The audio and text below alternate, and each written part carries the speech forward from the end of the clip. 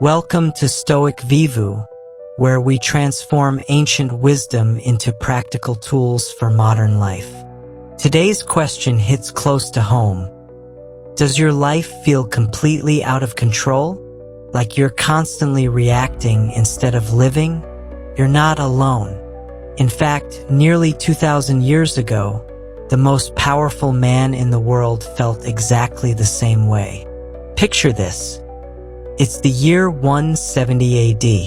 In a dimly lit military tent on the Germanic frontier, surrounded by the chaos of war, Emperor Marcus Aurelius sits hunched over a simple journal. Outside, soldiers prepare for battle. Inside, the ruler of the known world wages a different kind of war, the battle for control over his own mind. This wasn't some casual hobby. While managing plagues that killed millions, betrayals from trusted allies, the death of children, and endless military campaigns, Marcus discovered something profound. The secret to maintaining control when everything around you falls apart isn't found in power, wealth, or external circumstances. It's found in the simple act of putting pen to paper. What Marcus wrote in those stolen moments would later become known as Meditations, though he originally titled it to himself. These weren't philosophical treatises meant to impress scholars. They were survival tools, practical techniques that kept him sane when the weight of the world pressed down on his shoulders. Think about your own life right now. The endless notifications, the workplace drama, the family tensions, the financial pressures, that constant feeling that you're always behind, always reacting, never quite catching up. Marcus would recognize every one of these feelings. The details change, but the human experience of feeling overwhelmed remains remarkably constant. Here's what makes Marcus different from every self-help guru promising quick fixes. He actually lived through worse chaos than most of us can imagine and came out the other side as one of history's most respected leaders. His secret: 7 specific journaling techniques that he used daily to transform inner turmoil into unshakable calm. These aren't complex philosophical theories. They're practical tools you can start using tonight. Marcus proved that when external life spirals beyond your control, journaling becomes your anchor, your compass, and your path back to sanity. In the next 7 stories, you'll meet modern Americans facing the same challenges you face every day. You'll see how Marcus's ancient techniques solve contemporary problems, turning chaos into clarity, one written word at a time. The emperor who ruled millions first learned to rule himself through journaling. Now it's your turn to discover these 7 secrets that transform overwhelm into control, anxiety into action, and confusion into crystal clear purpose. Let's begin with the morning practice that changed everything. 1. When everything feels chaotic, the 5-minute morning journal fix. The alarm hadn't even finished its first beep when Sarah's mind started racing. Bills due Friday, presentation at 9, mom's doctor appointment, kids' soccer practice. Her phone already showed 17 unread messages, and it was only 6:02 a.m. She lay there, paralyzed by the weight of another impossible day, feeling that familiar tightness in her chest. Sound familiar? Sarah, a 38-year-old marketing manager from Denver, had been living this way for 3 years. Every morning felt like stepping onto a battlefield blindfolded, constantly ambushed by unexpected crises. She'd tried meditation apps, morning yoga, even that expensive life coach her sister recommended. Nothing stuck. Nothing worked. Then, during a particularly brutal week when her biggest client threatened to leave and her son got suspended from school, Sarah stumbled across an old blog post about Marcus Aurelius. One line stopped her cold. "When you wake up in the morning, tell yourself, the people I deal with today will be meddling, ungrateful, arrogant, dishonest, jealous, and surly." "Great," Sarah muttered. Even Roman emperors had rough mornings. But she kept reading. Marcus wasn't wallowing in negativity. He was preparing. Like a boxer visualizing the fight before stepping into the ring, he used his morning journal to anticipate the day's challenges and plan his responses. This wasn't pessimism, it was strategy. Desperate for anything that might help, Sarah grabbed an old notebook from her desk drawer. The next morning, instead of immediately checking her phone, she spent 5 minutes writing. Not a to-do list, not affirmations, but a realistic preview of her day. "Janet will probably micromanage the presentation," she wrote. "When she does, I'll stay calm and redirect to the data. Traffic will be terrible on I-25. I'll use the time to practice my talking points instead of getting frustrated. Mom will be anxious about her test results. I'll listen without trying to fix everything." The Roman emperor called this premeditatio malorum, the premeditation of evils. Not to manifest negativity, but to strip future challenges of their power to ambush you. Sarah called it her morning battle plan. The first day felt weird. Writing about problems before they happened seemed like inviting trouble. But something strange occurred during the presentation. When Janet interrupted for the third time with nitpicky questions, Sarah felt prepared. Instead of her usual flustered response, she heard herself saying calmly, "That's a great point, Janet. Let me show you how the data addresses that concern." Marcus Aurelius wrote, "What is quite unlooked for is more crushing in its effect, and unexpectedness adds to the weight of a disaster. The fact that it was unforeseen has never failed to intensify a person's grief." Sarah discovered this truth in reverse. By foreseeing challenges, she robbed them of their power. The morning traffic jam? She'd already planned for it. Her mother's anxiety? She was ready with patience instead of frustration. Within 2 weeks, Sarah's 5-minute morning practice evolved into a precise system. She'd write 3 categories: people challenges, difficult personalities she'd encounter, situation challenges, traffic, technology fails, scheduling conflicts, and internal challenges, her own impatience, perfectionism, or anxiety triggers. For each challenge, she'd write 1 sentence about how she wanted to respond. Not how she usually responded, but how her best self would handle it. When the printer jams before the meeting, I'll stay calm and use the digital display instead of panicking. Her co-workers started noticing. "You've been so zen lately," her cubicle neighbor commented after Sarah handled a system crash with unexpected grace. "What's your secret?" The secret was simple. Sarah had stopped being ambushed by her day. Like Marcus preparing for Germanic tribes' battle tactics, she prepared for modern life's daily skirmishes. The challenges didn't disappear, but they lost their element of surprise. 3 months into her practice, Sarah faced her biggest test. The company announced layoffs. The old Sarah would have spiraled into panic, losing sleep and snapping at her family.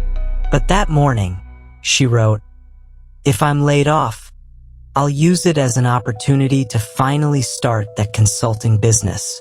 If I stay, I'll be grateful and support my colleagues who are leaving."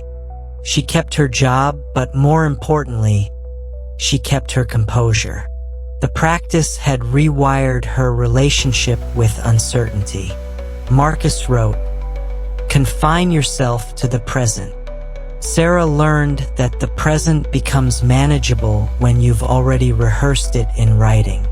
The 5-minute morning journal fix works because it transforms reactive living into proactive living.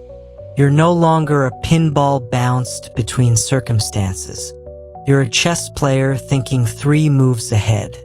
When chaos comes, and it always does, you've already decided how to respond. Marcus Aurelius proved this practice works under the most extreme pressure imaginable. While managing an empire, fighting wars, and facing personal tragedies, his morning journaling kept him grounded. If it worked for him in ancient Rome, it can work for you in modern America. Tomorrow morning, before the day ambushes you, grab a pen. Spend 5 minutes mapping the terrain ahead. Write down what might go wrong and how you'll respond when it does. Transform from chaos victim to chaos navigator. Because, as Sarah learned, when you're prepared for everything, nothing can knock you off balance. 2. Why keeping secrets from everyone, even yourself, makes you stronger. Mike stared at the blank page, his hand trembling slightly as he held the pen.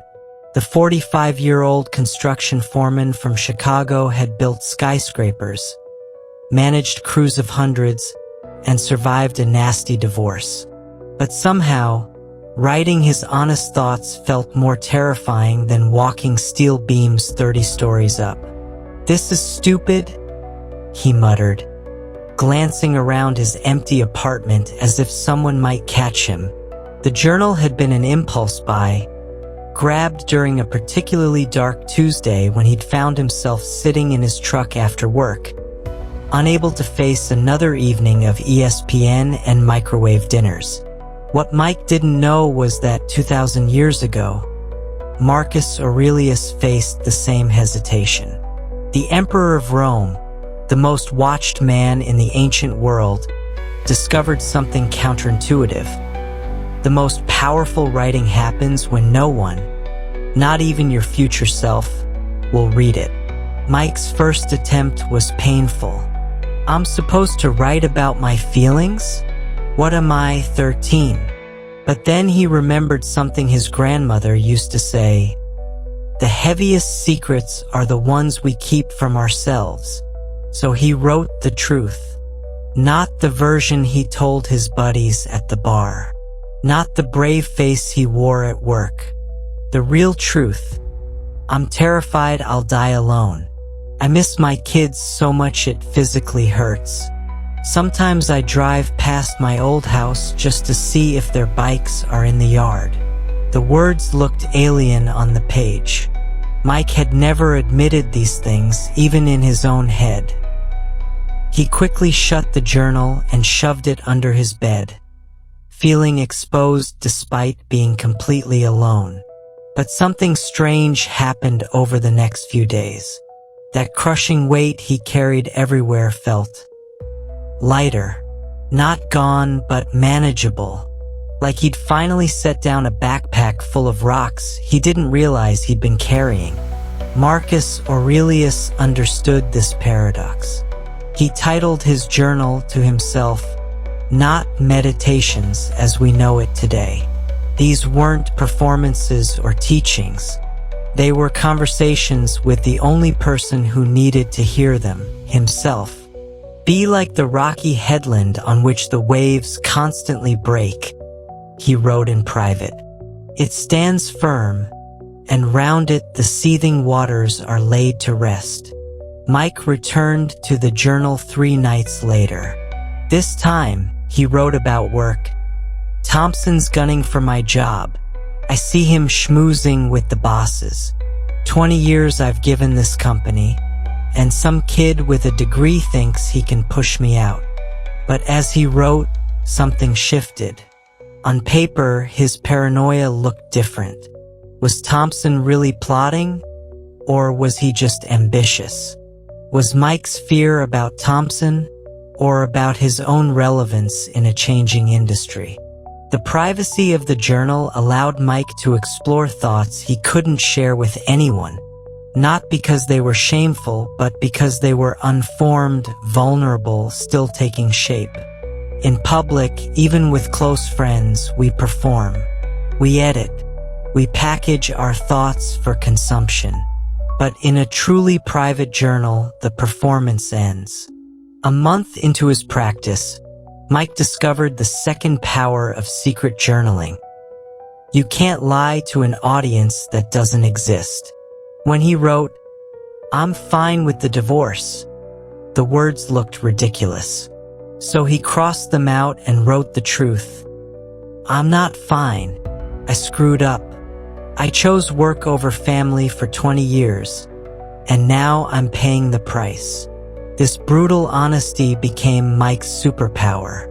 In meetings, while others postured and played politics, Mike had already faced his real motivations in his journal. When Thompson suggested a new project management system, the old Mike would have shot it down out of insecurity. But having written about his fears that morning, Mike could separate his ego from the idea. "Actually, that could work," he heard himself saying. "Show me more." Marcus Aurelius wrote in his private journal, "How much trouble he avoids who does not look to see what his neighbor says or does, but only to what he does himself." Mike discovered this applied internally, too. When you stop performing for others, even in your own private writing, you finally see yourself clearly. 6 months later, Mike's life looked different. Not perfect, but authentic. He'd started reaching out to his kids, admitting his mistakes without excuses. He'd enrolled in night classes to keep up with industry changes. He'd even grabbed coffee with Thompson, who turned out to be a decent guy just trying to make his mark. The journal remained his secret. When his buddy asked about his transformation, Mike just shrugged. "Finally got my head straight." He didn't mention the notebook under his bed filled with crossed-out lies, painful truths, and slow revelations. The power of keeping your journal private isn't about having secrets. It's about having a space where you don't need to manage anyone's reactions, including your own future judgments. Marcus Aurelius, surrounded by courtiers and spies, created the only truly private space available to him, the page no one else would read. Your journal doesn't need to be profound or well-written. It doesn't need to make sense or stay consistent. It just needs to be yours, completely and privately yours. In that privacy, you'll find the strength that comes from finally telling the truth to the one person who most needs to hear it, yourself. Tonight, find a notebook no one else will see. Write one true thing you've never admitted. Then close it and walk away. You've just discovered what Marcus knew. The strongest fortress is the one you build in absolute privacy, word by honest word. 3. The same worries controlling your mind? Here's the ancient repetition trick. Lisa couldn't escape the thought. At 3 a.m., while making breakfast, during her daughter's recital, the same crushing worry played on repeat. What if I get laid off? What if I get laid off? What if I get laid off? The 41-year-old accountant from Portland had survived 3 rounds of downsizing at her firm, but the 4th felt inevitable. She'd tried everything to stop the mental loop. Distraction, positive thinking, that expensive anxiety app her therapist recommended. But the thought was like a song stuck in her head, except instead of a catchy tune, it was pure dread on infinite replay. Then, during a particularly sleepless night, Lisa remembered something odd from a philosophy podcast. Marcus Aurelius, the Roman emperor, had written the same ideas over and over in his journal. Critics called it repetitive, but what if the repetition was the point? Desperate for anything that might quiet her mind, Lisa grabbed a notebook. But instead of trying to stop the worried thought, she did something counterintuitive. She wrote it down. Then she wrote it again and again. What if I get laid off? What if I get laid off? What if I get laid off? By the 10th repetition, something strange happened. The words started losing their sting. By the 20th, they looked almost silly, like saying banana 50 times until it stops sounding like a real word. But Lisa didn't stop there. Following Marcus's example, she began adding to the repetition. What if I get laid off? Then I'll use my savings while I job hunt. What if I get laid off? Then I'll finally start that consulting business. What if I get laid off? Then I'll have time to help mom with her recovery. Marcus Aurelius had discovered something profound about the human mind. We don't overcome persistent thoughts by fighting them. We overcome them by rehearsing our response until it becomes automatic. He wrote repeatedly about death, not from morbidity, but to strip it of its power. You could leave life right now, appears throughout his journal.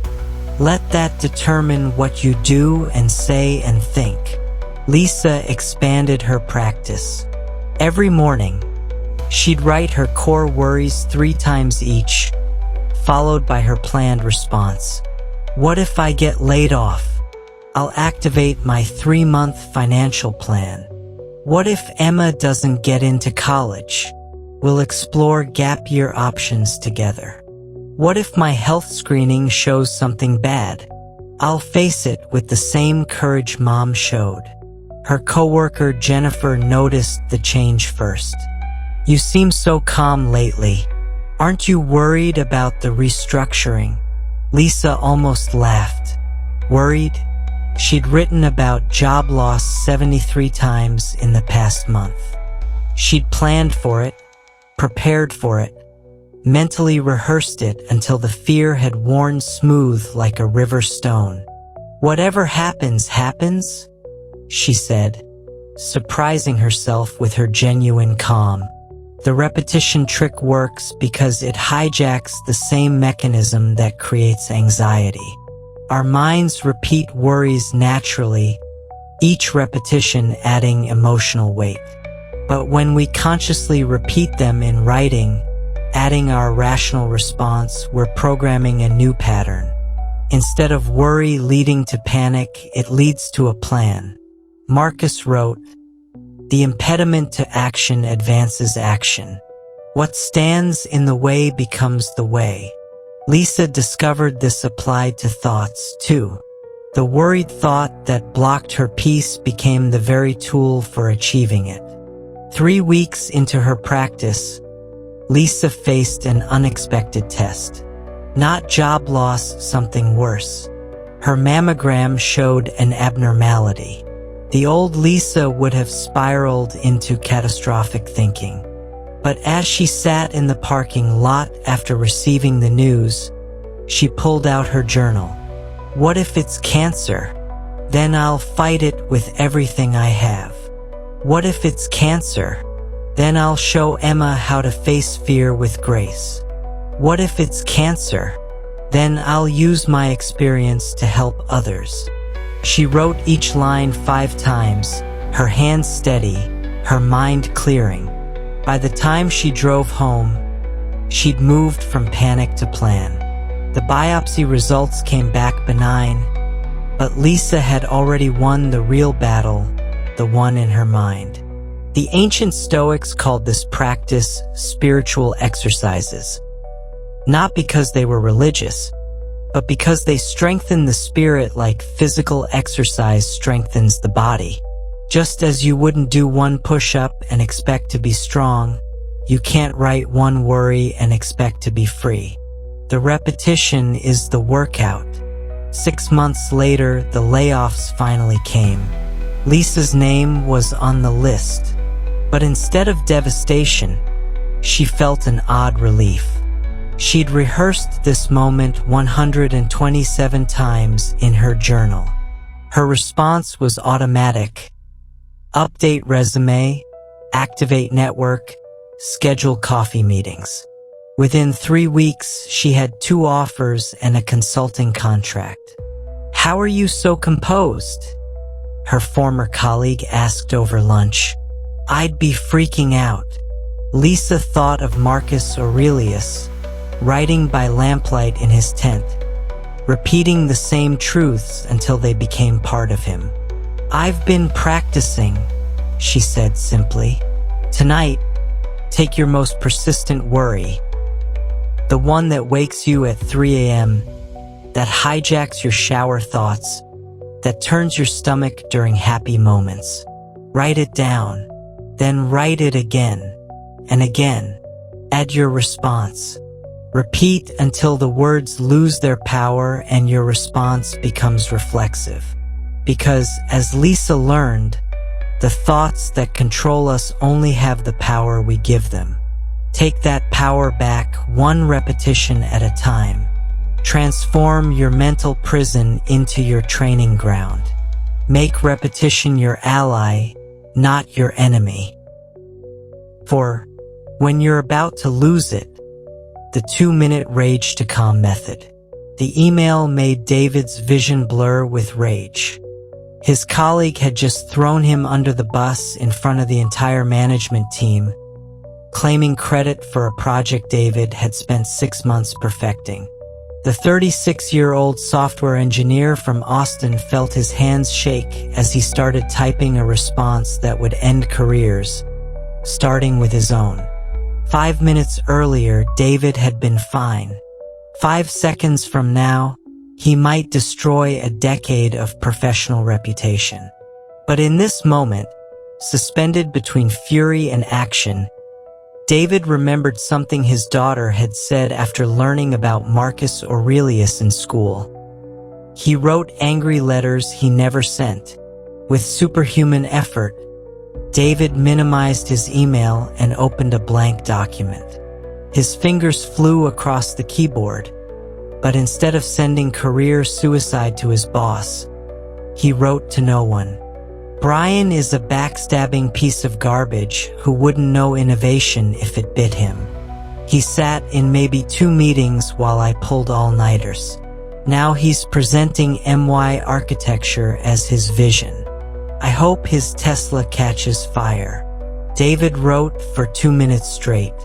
No punctuation, no spell check, just pure, unfiltered rage pouring onto the screen.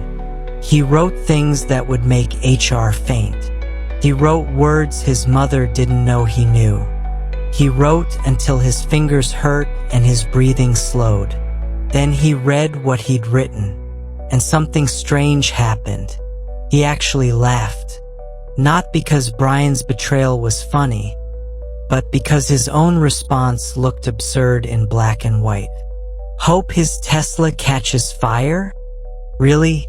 Marcus Aurelius had discovered this technique while dealing with the backstabbing Roman Senate. How much trouble he avoids who does not look to see what his neighbor says or does, he wrote. But Marcus was human. He did care. He did get angry. So he developed a solution. Write the rage out, then respond with wisdom. David deleted his rant and sat back.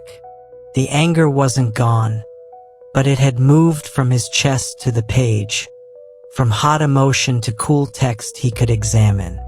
He opened a new document and wrote differently. "Brian took credit for my work. This is unfair. This hurts. But what's my real goal here? To be right or to be successful? What would Marcus do?" The answer came immediately. Marcus faced betrayals that ended in assassination attempts, yet history remembers him for his measured responses. David wrote, "Document everything. Schedule a private meeting with Sarah, his boss. Present facts, not emotions.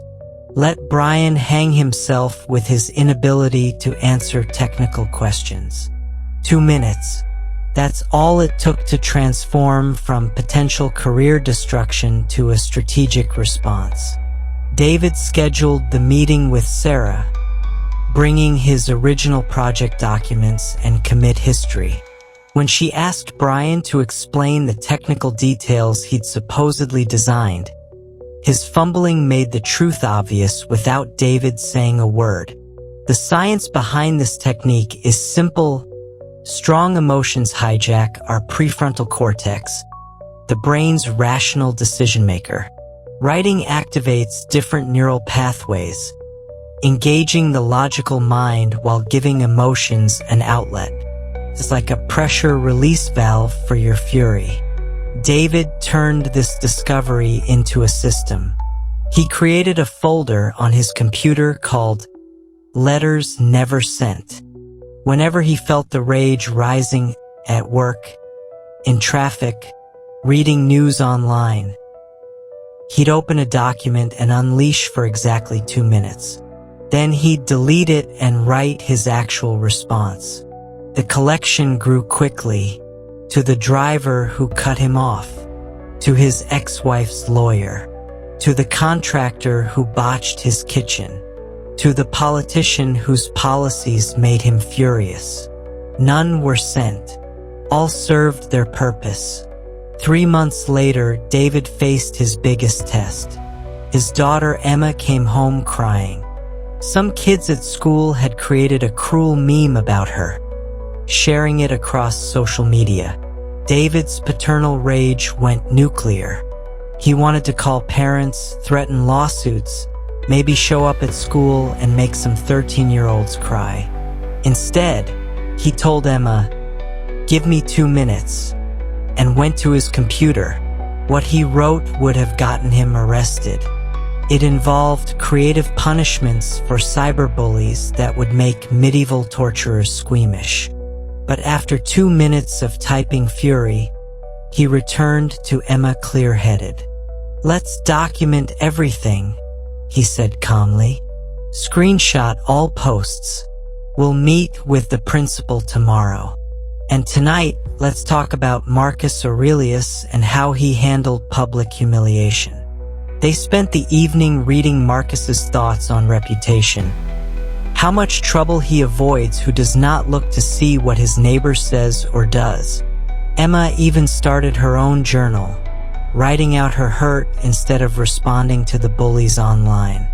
The principal took the documented harassment seriously. The kids faced consequences. Emma learned resilience. And David? He taught his daughter the same technique that saved him from countless moments of regrettable rage. Marcus Aurelius ruled an empire without losing his temper in public, despite provocations that would break most people. His secret wasn't superhuman calm. It was a superhuman system for processing anger. Write it out, examine it, then respond with wisdom. Your 2-minute rage to calm method starts now. The next time fury rises, and it will, don't suppress it. Don't act on it. Write it. Set a timer for 2 minutes and let your fingers fly. Say everything you're thinking, no matter how extreme. Then delete it, breathe, and write what you actually want to do. Because, as David learned, the difference between disaster and wisdom is often just 2 minutes and a blank page. The rage is real, but it doesn't have to rule. Transform your anger into action, your fury into focus. Let the page absorb what the world can't handle. 5. Building your emergency wisdom kit. The quote collection secret. Rachel hit rock bottom on a Tuesday. The 29-year-old nurse from Phoenix had just lost her third patient that week. Her boyfriend had moved out, and her car had broken down in the hospital parking lot. As she sat in the driver's seat of her dead Honda, too exhausted to cry, she reached for her phone to scroll mindlessly through social media. But instead, she found herself opening a note she'd saved months ago, a quote from Marcus Aurelius that a colleague had shared. "What we cannot bear removes us from life. What remains can be borne." She read it 3 times, feeling something shift inside her chest. The words didn't fix her car or bring back her patience, but they gave her something she desperately needed: perspective. That night, Rachel started what would become her lifeline, an emergency wisdom kit. Not a physical first aid box, but a collection of quotes that could bandage her spirit when life cut deep. Marcus Aurelius had pioneered this practice 2,000 years earlier. His journal wasn't just personal thoughts. It was filled with quotes from Greek tragedies, Stoic teachers, and philosophers. He collected wisdom like a survivalist collects supplies, knowing that in moments of crisis, the right words could mean the difference between breaking and breakthrough. Rachel began simply. She bought a small notebook and labeled it "Break Glass in Case of Emergency." Whenever she encountered a quote that hit her deeply, she'd write it down by hand. Not inspirational poster fluff, but real wisdom that addressed real pain. Her first entry came from Seneca. "Every new thing excites the mind, but a mind that seeks truth turns from the new to the old and finds comfort there." She discovered it while researching grief counseling techniques, and it perfectly captured why she kept returning to ancient philosophy during modern crises. The collection grew organically from Epictetus. "It's not things that upset us, but our judgments about things." Written after a patient's family blamed her for their loss. From Marcus, "Be like the rocky headland on which the waves constantly break. It stands firm, and round it the seething waters are laid to rest." Added during the boyfriend breakup. From Seneca, "The willing, destiny guides them. The unwilling, destiny drags them." Copied while accepting a difficult shift change. But Rachel didn't just collect quotes. She deployed them strategically. She organized her notebook by situation. When overwhelmed, when grieving, when angry, when afraid. It became her personal algorithm for wisdom, matching ancient insights to modern moments. The real test came 6 months later. Rachel's mother was diagnosed with early-stage dementia. The woman who had raised her, guided her, been her rock, was slowly disappearing. Rachel felt herself spiraling into despair. She opened her notebook to "When Facing the Unbearable" and found Marcus. "Loss is nothing else but change, and change is nature's delight." Below it, she'd written Epictetus. "What is yours is to play the assigned part well, but to choose it belongs to someone else." Rachel sat with these words, not as platitudes but as practical instructions. She couldn't choose her mother's diagnosis, but she could choose her response. She began researching memory care, organizing family support, and creating photo albums for her mother's lucid moments. The quotes didn't eliminate the pain, but they transformed it from paralysis to purpose. Her colleague James noticed the notebook during a particularly brutal shift. "What's that?" he asked, seeing her flip through pages during break. "My emergency wisdom kit," Rachel said, showing him a page. "Like having a mentor on call 24/7, except they've been dead for 2,000 years." James laughed, but a week later, he asked if she could share some quotes about dealing with difficult patients. Soon, Rachel was getting requests from across the unit. She started a shared document, Ancient Wisdom for Modern Healthcare Heroes. The power of the quote collection isn't in the quotes themselves. It's in the curation and application. Marcus Aurelius didn't randomly copy pretty phrases. He selected weapons for specific battles. When facing the Germanic tribes, he'd write about courage. When dealing with Senate corruption, he'd copy thoughts on integrity. His journal was a strategic arsenal. Rachel learned to do the same. Before difficult shifts, she'd review quotes on endurance. After losing patience, she'd read passages on the naturalness of death. During administrative frustrations, she'd find wisdom about focusing on what's in her control. 18 months after starting her collection, Rachel faced her ultimate test. Her mother no longer recognized her. Standing in the memory care facility, watching her mother chat happily with imaginary friends, Rachel felt her heart shatter. She pulled out her notebook and found a quote she'd written after her first patient death, from Marcus. "The universe is transformation.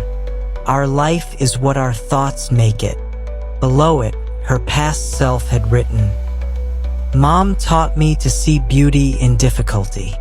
Now I get to do the same for her." The tears came then, but they were different. Not just grief, but gratitude.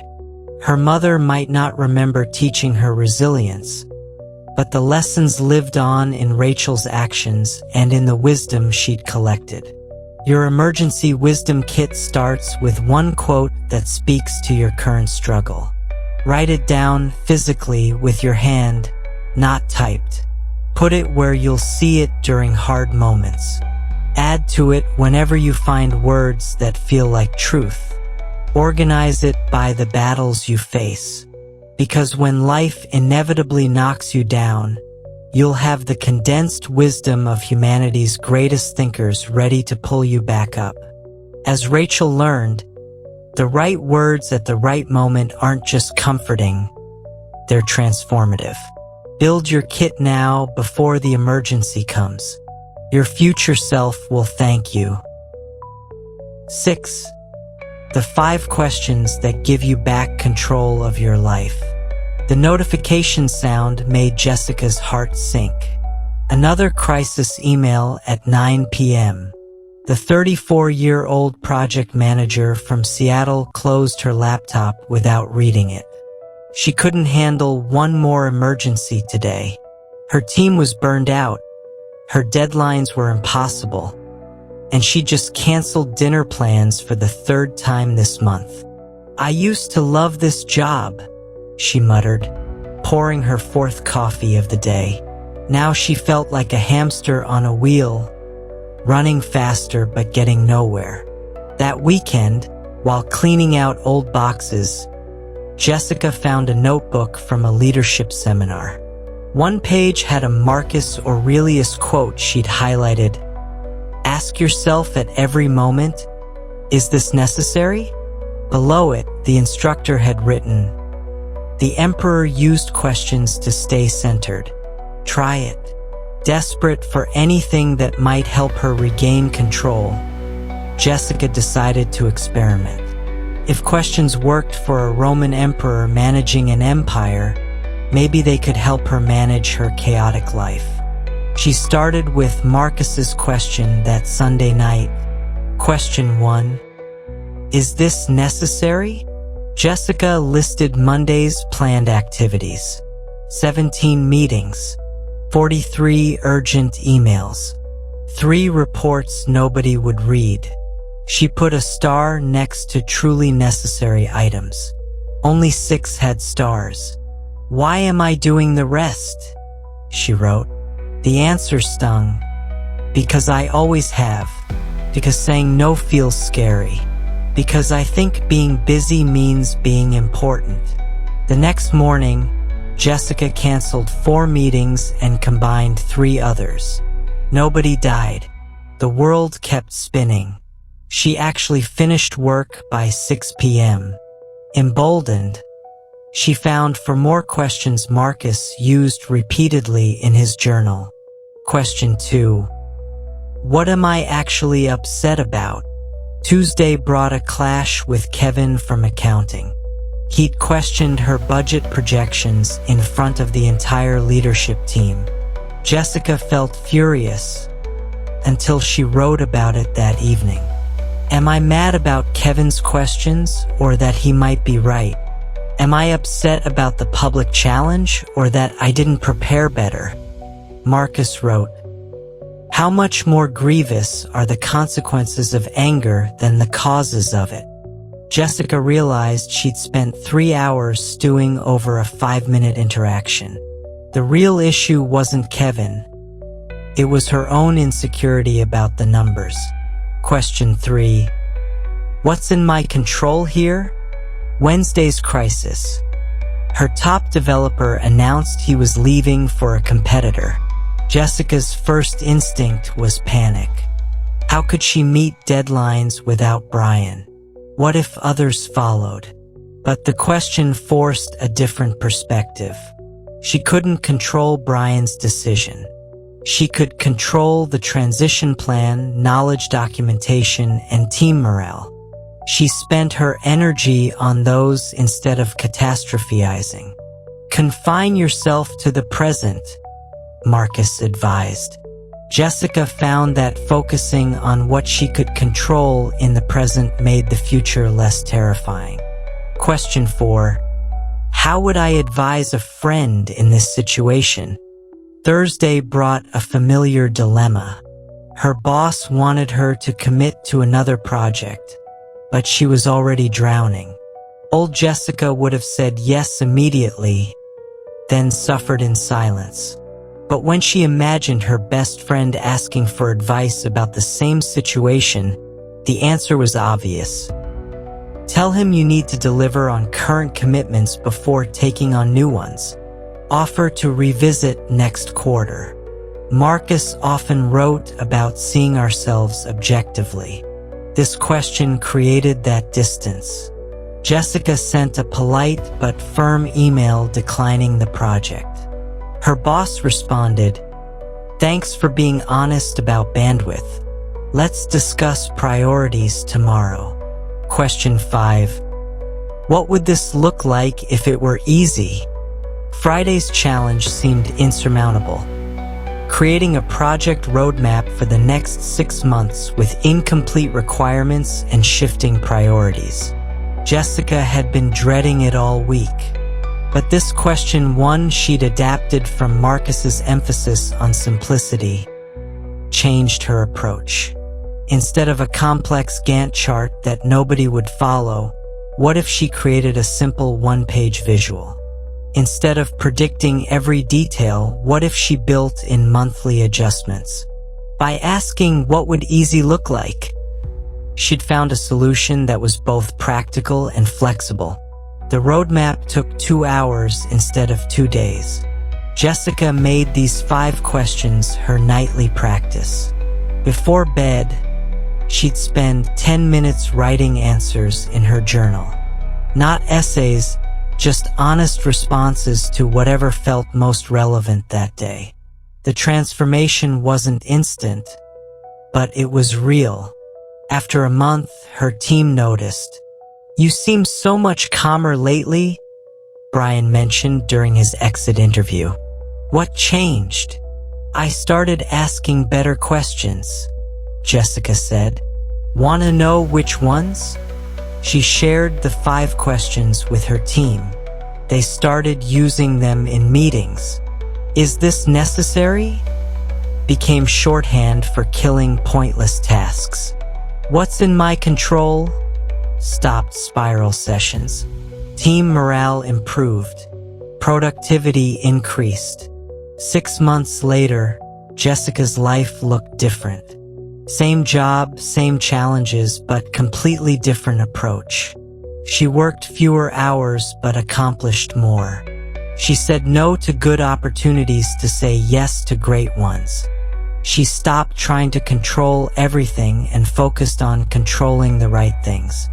Marcus Aurelius proved that the right questions are more powerful than any answers. He didn't have solutions to every problem, but he had questions that revealed solutions. In a world of infinite complexity, questions create clarity. Tonight, choose one question from the 5. Write it in your journal and answer honestly. Don't overthink, just write what comes. Tomorrow, try another. Build the habit until these questions become your internal compass. Because as Jessica discovered, you don't need perfect answers to regain control of your life. You just need the courage to ask the right questions. 7. The 10-minute night routine that fixes tomorrow before it starts. Amanda collapsed onto her couch at 11:23 p.m., still in her scrubs. The 38-year-old emergency room physician from Houston had just finished another brutal shift. Tomorrow would bring more of the same chaos, critical decisions, and barely controlled catastrophe. She reached for the TV remote, ready to numb herself with mindless shows until exhaustion took over. But something made her pause. Earlier that day, a patient, a philosophy professor recovering from a mild heart attack, had mentioned something intriguing. "You know what kept Marcus Aurelius sane?" he'd said. "He reviewed each day before sleeping.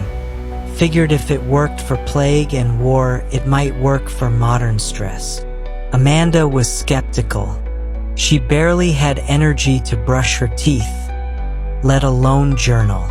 But tomorrow's schedule already felt overwhelming, and she hadn't even lived it yet. What did she have to lose?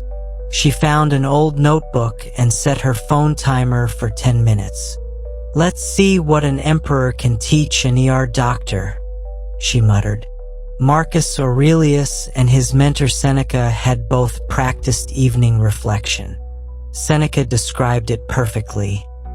"When the light has been removed and my wife has fallen silent, I examine my entire day and go back over what I've done and said, hiding nothing from myself, passing nothing by." Amanda started simply, "What actually happened today?" She wrote about the cardiac arrest that came in during shift change, the teenager with the overdose, the elderly woman who just needed someone to listen. As she wrote, something shifted. The day stopped feeling like one long blur of crisis and became individual moments, each with its own lesson. "What went well?" she wrote next. This felt foreign. Amanda's brain was trained to spot problems, not successes. But as she pushed herself to answer, surprises emerged. She'd caught a subtle symptom that led to a life-saving diagnosis. She'd calmed a panicking parent with just the right words. She'd taught a resident a better intubation technique. "I actually did good work today," she wrote, genuinely surprised. Then came the harder question. What could I have done better? The self-criticism wanted to flood in, but Amanda remembered something Marcus wrote. "Be like a wrestler, not a dancer. Wrestlers analyze their moves to improve, not to perform." This wasn't about judgment. It was about growth.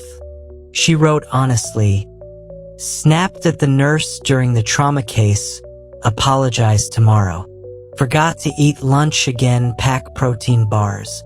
Let the difficult patient get under my skin. Remember they're scared, not mean." The magic happened with the final question. What do I need for tomorrow? Instead of dreading the next shift, Amanda found herself preparing for it. Review the new sepsis protocol. Bring an extra phone charger. Start with the ICU rounds to get ahead of consults. Remember, I've handled worse days than tomorrow will bring. 10 minutes. That's all it took to transform from depleted to prepared. Amanda made this her nightly ritual. No matter how late, how tired, how overwhelmed, 10 minutes to review and preview. The structure evolved but stayed simple. First, what happened? 2 minutes of factual recap. Second, what went well? 3 minutes of acknowledging successes. Third, what could improve? 3 minutes of honest assessment. Fourth, what's needed for tomorrow? 2 minutes of practical preparation. After 2 weeks, her colleague Dr. Martinez noticed. You seem different lately, less stressed but more on top of things. What's your secret? Amanda laughed. Would you believe a dead Roman emperor is my new life coach? She explained the practice. Martinez tried it. Soon, half the ER staff had adopted variations of the 10-minute review. They even started a shared document, Lessons from Last Shift, where they'd post insights from their evening reflections. The science backs up what Marcus knew intuitively. Harvard Business Review researchers found that employees who spent 15 minutes reflecting at day's end performed 23% better than those who didn't. The act of reflection transforms experience into learning, chaos into comprehension. But Amanda discovered something deeper. The evening review didn't just prepare her for tomorrow, it healed today. By acknowledging what went well, she countered the brain's negativity bias. By honestly assessing mistakes without harsh judgment, she turned failures into teachers. By preparing for tomorrow while today was fresh, she eliminated the 3 a.m. anxiety spirals. 3 months in, Amanda faced her test. A mass casualty event, a highway pileup with 17 victims arriving simultaneously. Old Amanda would have gone home traumatized, replaying every decision, second-guessing every call. Instead, she sat with her notebook. What happened? Organized chaos. Saved 14, lost 3. Made 100+ decisions in 2 hours. What went well? The triage system worked perfectly. Team coordination was seamless. Stayed calm when the family member became aggressive. What could improve? Need better communication with the blood bank during mass events. Should have rotated staff breaks sooner. What's needed for tomorrow? Debrief with the team. Update mass casualty protocol. Remember, we did our absolute best with an impossible situation. She closed the notebook and actually slept peacefully. The day had been processed, the lessons extracted, and tomorrow prepared for. The weight of trauma hadn't disappeared, but it had been transformed from a crushing burden to carried wisdom. Marcus Aurelius wrote, "What we cannot bear removes us from life. What remains can be borne." The evening review helps you sort between the two, keeping what teaches and releasing what merely tortures. Your 10-minute practice starts tonight. Before you sleep, grab any piece of paper. Set a timer. Ask the 4 questions. Write without editing, without judgment, without perfection. Just honest reflection turning into quiet preparation. Because, as Amanda learned, tomorrow's peace of mind is written tonight. The day you're dreading becomes the day you're ready for. 10 minutes before bed to fix tomorrow before it starts. Even a Roman emperor couldn't find a better deal than that. Taking back control. Marcus Aurelius died nearly 2,000 years ago, but his journal survived. Not because he was an emperor, but because his words solved a timeless problem: how to find control when life feels chaotic. 7 ordinary Americans just proved his methods still work. Sarah tamed her chaotic mornings. Mike found strength in private writing. Lisa broke free from worry loops. David channeled rage safely onto paper. Rachel built an emergency wisdom kit. Jessica asked 5 questions that clarified everything. Amanda transformed exhaustion into preparation each night. 7 people, 7 practices, 1 truth. When life feels out of control, journaling gives you a way back to center. This isn't about positive thinking or pretending problems don't exist. Your boss will still be difficult. Bills still arrive. Anxiety doesn't vanish overnight. But you'll meet these challenges differently. Instead of being ambushed, you'll be prepared. Instead of exploding, you'll process. Instead of spiraling, you'll strategize. The 7 secrets work because they address the real issue. Life isn't out of control, your response to life is. Every morning you prepare. Every evening you review. Every moment you write and reflect. You're building what Marcus called the inner citadel, the unshakable core that chaos can't penetrate. Start tonight.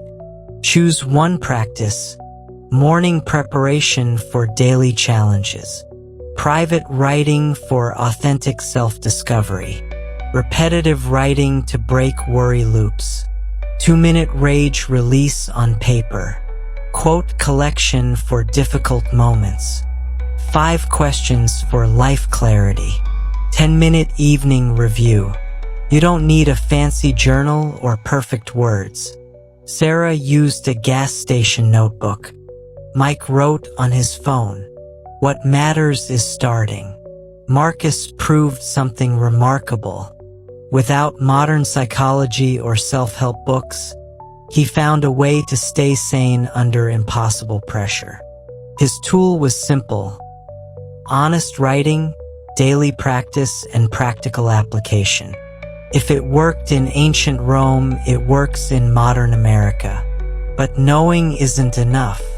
The 7 people in these stories didn't just learn about journaling. They did it. They wrote when they didn't feel like it. They faced uncomfortable truths. They built practices that became lifelines. Your journey to control starts with picking up a pen. Not to become a writer, but to become the author of your own life. The Stoics said, "Every new beginning comes from some other beginning's end." Your old way, the overwhelm, the reactivity, ends today. Your new beginning starts with your first journal entry. If this video helped you see a path back to control, subscribe to Stoic Vivu now. We transform ancient wisdom into practical tools for modern problems. Hit the like button if these stories resonated. It helps others find these solutions. Share this with someone whose life feels chaotic. Sometimes the best gift is a tool that actually works. Does your life feel out of control? Perfect. That means you're ready for change. Marcus Aurelius is waiting in your journal to show you the way. 7 everyday Americans did it. Now it's your turn. Pick up your pen. Write your first line. Take back control.